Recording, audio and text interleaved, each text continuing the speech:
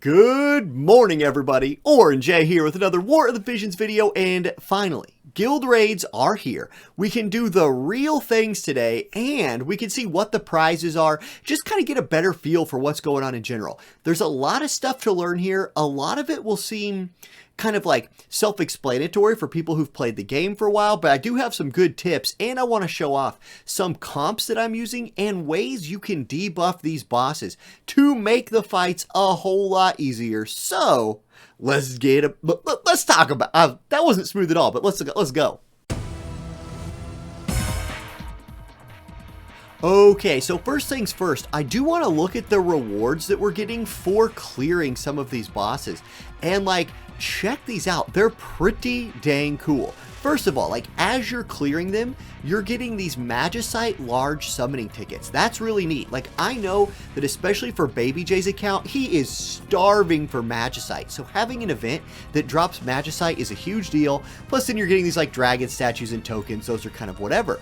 Then check this out. Since I was the last person to kill Ramuh rank 3 in my guild, I got a whole bunch. I got wait, what are these? Alchris, green, blue, purple ×2 summon tickets, and weapon gem. Okay, so those aren't what I thought they were. Whoops, there's not quite as good. But you get book refinement, you get equipment seals. So there are a whole bunch of summon tickets in here, and the rewards do ramp up as you get to higher level of these guild raids.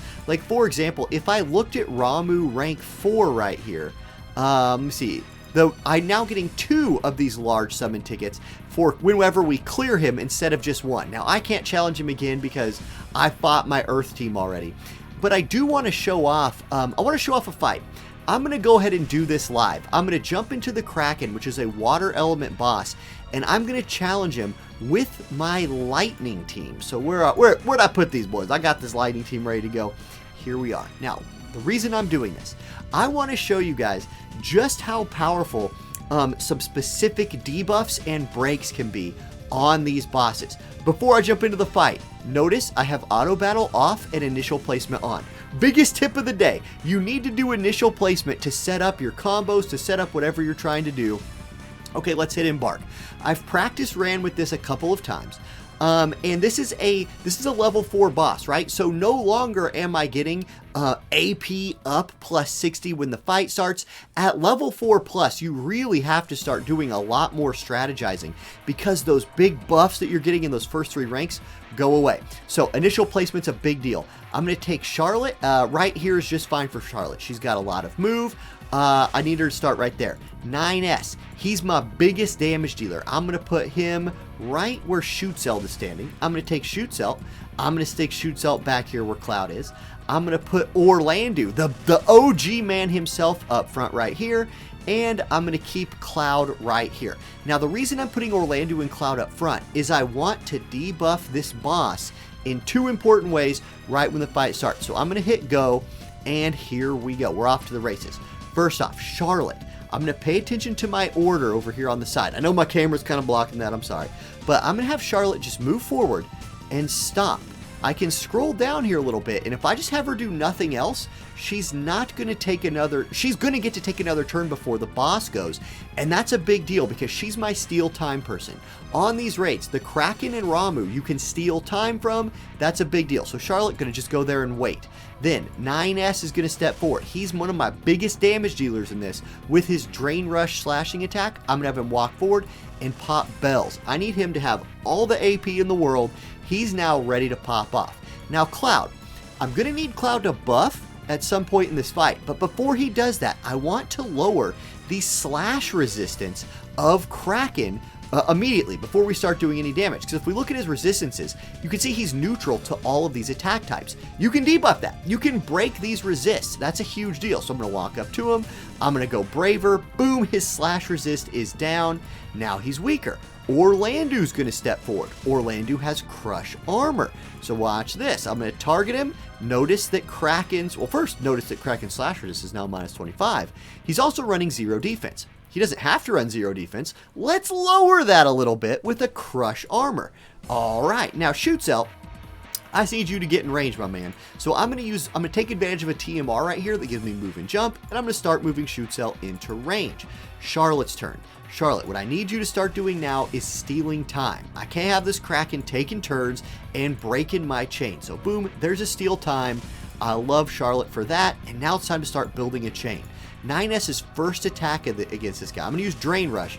It's going to hit for like 24-ish thousand. So we're not up into those god tier damage numbers yet, but don't you worry, we'll get there. Notice also how he moved right up next to Cloud, who can now pop Soldier's Honor, buff himself and 9S's attack, and get some of that AP recovery. And then I'm going to have Cloud not move, because Cloud and 9S are my two biggest chainers in this fight. So I'm going to save some of Cloud's CT by having him not move. Orlando's turn. I'm going to go ahead right here and have him throw a He-In at the boss. It's already doing the most damage Orlando can do in this fight. 22,000, it's basically 25,000, right? Or 23,000, oh my god, whatever. Throw your He-In at the boss, big damage, and then move. Orlando is going to get like maybe one more attack in for me, he's mostly done. Shoot Cell, though, can start moving in here and working this boss over.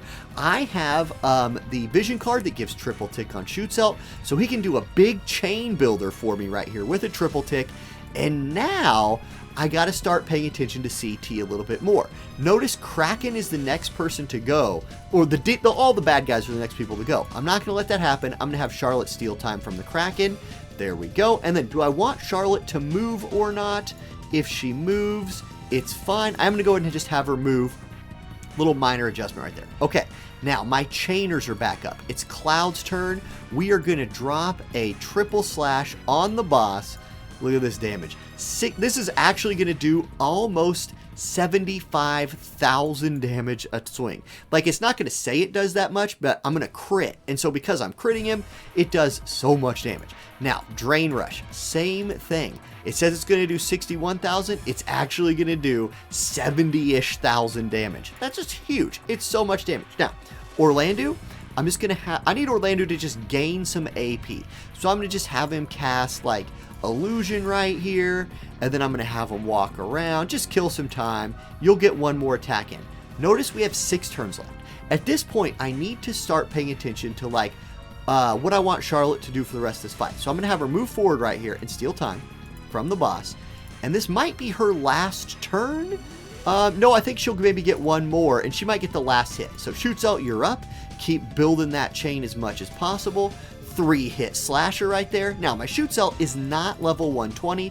That is hurting my damage a little bit because I don't have his damage cap, increased as much, but it's okay.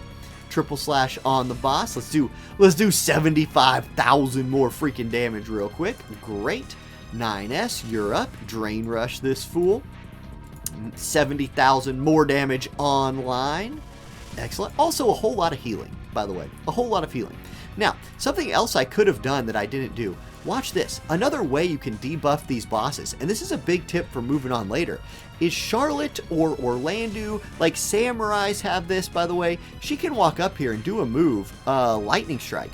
That will actually debuff the boss's lightning resist. So since I'm out of steel times and the fight's almost over, I'm going to go ahead and drop a lightning strike on the boss. Then I'm going to have Orlando target him with a He-In here, which will do max damage. But look at this boss's resist at the end of this fight. Minus 25 slash, minus 58% lightning.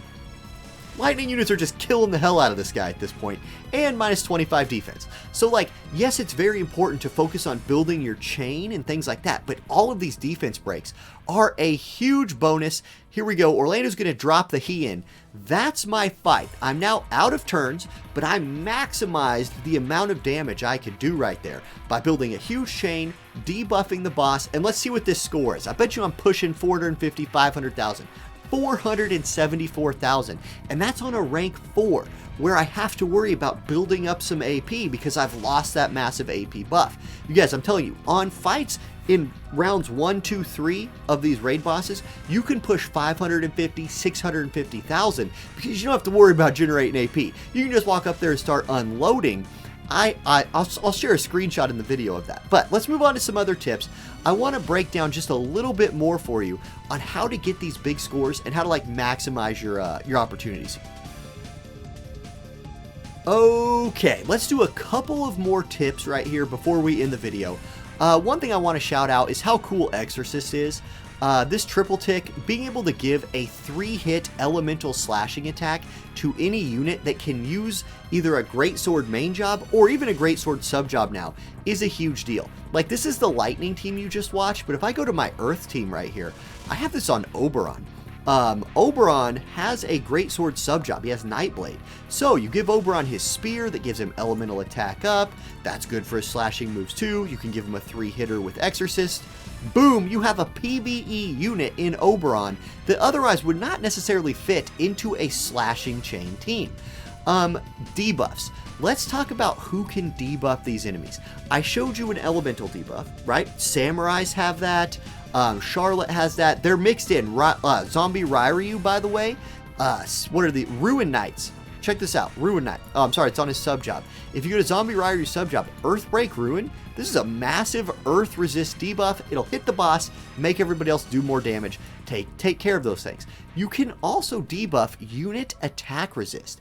If we go to Kitone here, she has access to Debilitator, which, doesn't do a whole lot of damage, right? It's not good for chaining or anything like that. But you can open up the fight with a Unit Attack Resist debuff. All your slashing moves, right? All your chaining slash moves are single target. So, debuff that unit resist, and that's just as good as debuffing defense. It's just as good as debuffing elemental attack. It's another thing you can do to really push your damage over the top. Okay, so, I mean, I can't, these are my builds that I'm showing, right? And obviously my account is really, I've got this fleshed out account that I've spent money on for over a year and a half. I'm hoping these tips, you can apply them to your account. Look for those debuffs, look for those big chains, take advantage of steal time if you're fighting Kraken or Ramu, use your strongest element. You can run Dark into any of this, by the way. Even though there's no boss that is specifically weak to Dark, Dark's good against everything, so don't even worry about it. However, I will say my most success has been with the opposing element, with the elemental advantage. It's such a boost to your damage, and you really notice that as you get into beyond the 3rd rank of these bosses. So there you go. That was a level 4 fight that you just saw. I will probably do another video once we get to those really high levels, kind of give some tips there, because it gets harder as we go. These bosses level up in a big way. All right, that's it, y'all. Hope you have some good luck on your raids, and I'll catch you next time. Peace.